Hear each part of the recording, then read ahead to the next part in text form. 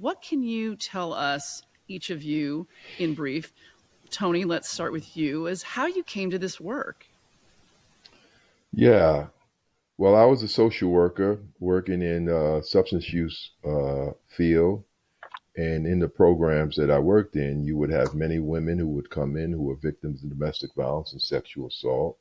You have men who would come in who were perpetrators who also have been victims, particularly of sexual assault. Hmm. And so we would have the outside services come into the community to provide them with those areas of expertise. And as I listened and learned, I became more and more interested, particularly at that time in working with men who were offenders of domestic violence. I started volunteering doing that and learning more. Became faculty of a national collective of people who would go around the country teaching those who work with men who are offenders of domestic violence how to do that effectively.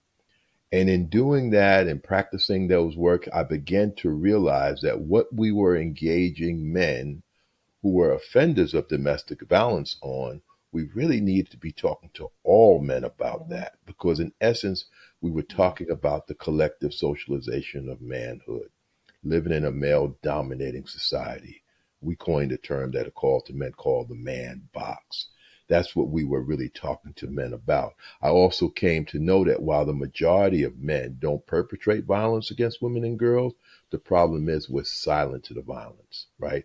And in essence, that silence was giving this minority of men permission to act out in the ways they were in the presence of men who would not do such a thing. So what was it about the collective socialization of manhood that allowed this majority of men to be silent to the behavior of this minority of men? That became very interesting to me, important to me. It led to the creation of A Call to Men, the organization we are now today, 23 years later. Yes, and to hear Tony say all of that brings back so many memories to me, because exactly why he does this work is the thing that inspired me to get into it. Now, I'm a survivor of gun violence due to domestic violence, and we can definitely share a little bit more about that later. I didn't have any real interest in working with men at all.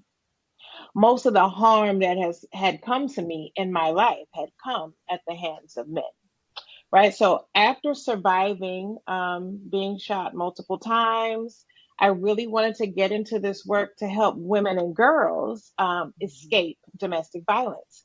I heard Tony speak and give a keynote on the man box, and I said, now, this is different. I want to know more about this.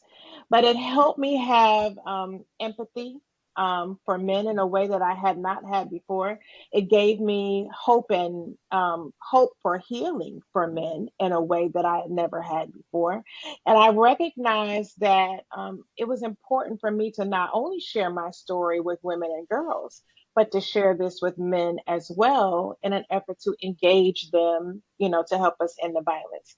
And Stacy, quite honestly, I have a little selfish reason for doing it too. You want to hear that as well? I do, of course. Okay, because all of the harm that's ever come to me, as I shared earlier, had come from men.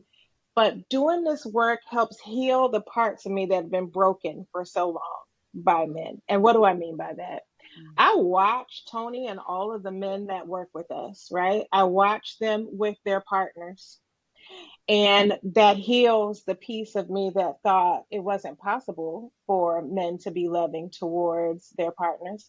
I watch them with their daughters and I go, oh, wow, my dad never talked to me like that. He never, treated me in that way. So it heals the little girl in me as well. And then watching them with us, they always look for ways to center our voices and center our leadership as women. And that means like the world to me. So, yes, I am doing this work for the greater good of engaging men and helping to end violence against women and girls, but it heals me too.